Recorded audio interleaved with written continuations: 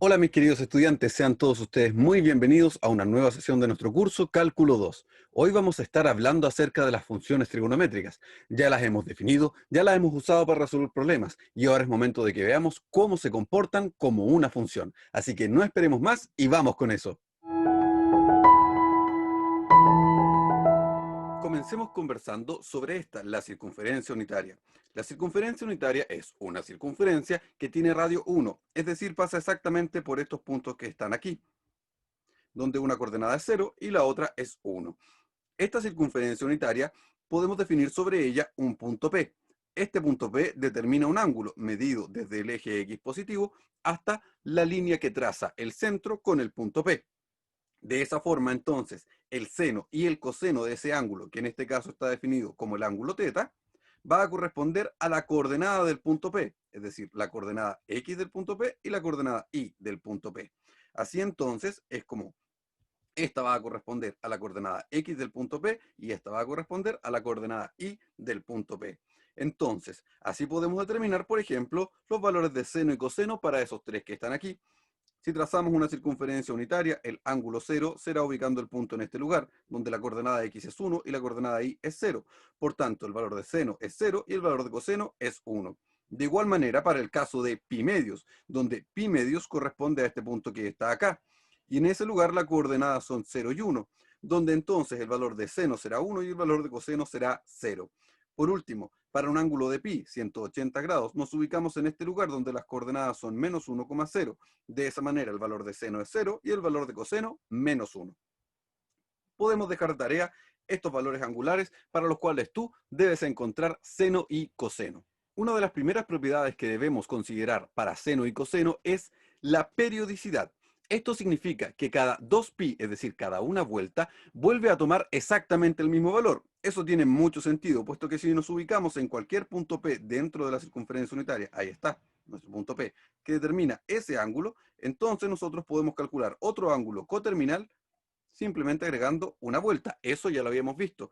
Y de ahí proviene justamente esto de la periodicidad, que está determinado ahí, donde decimos que el valor de seno de θ es lo mismo que el valor de seno de θ más una vuelta. Y eso lo podemos extender incluso más. Por eso aquí dice entonces seno de θ más 2 por pi por k, indicando que pueden ser tantas vueltas como tú desees. De manera análoga, funciona para la función coseno. En cuanto a la paridad, diremos que una función es par si f de menos x es igual a f de x, mientras que una función es impar si f de menos x es igual a menos f de x.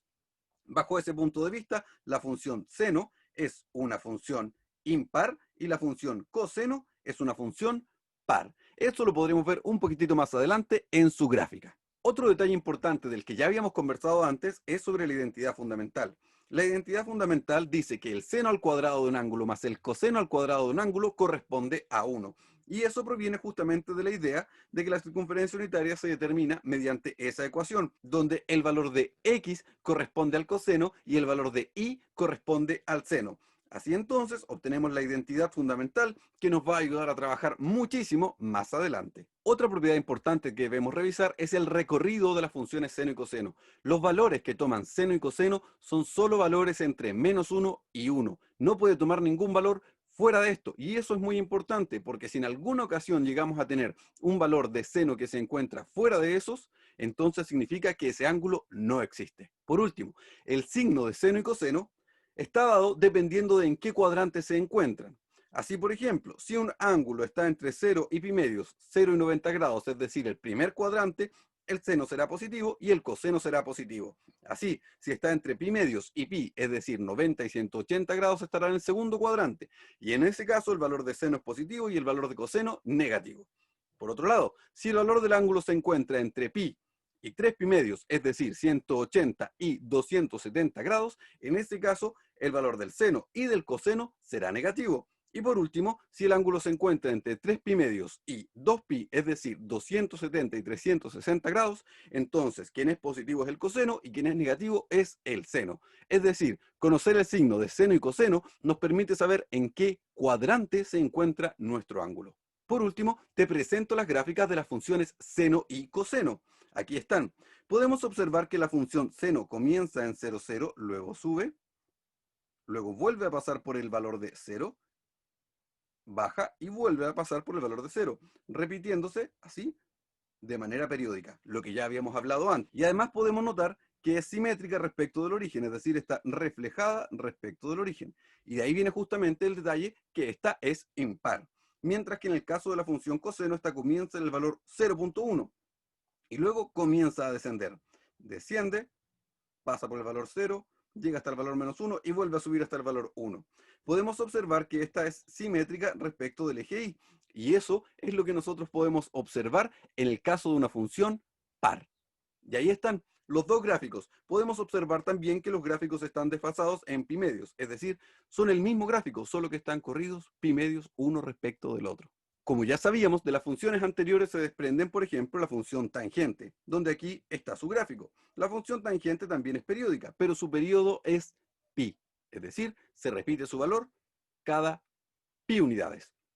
Ahí está entonces. Podemos observar su gráfico donde estas líneas que descienden son asíntotas, es decir, la gráfica se aproxima a estas, pero nunca la toca. Similar caso para la función cotangente, que se determina a contar de la función tangente. Por último, tenemos las funciones secante, que se determina a contar del coseno, cuya gráfica es la que está aquí, y puedes observar que sus valores son mayores a 1 o bien menores a -1. Ahí está entonces la gráfica de la función secante.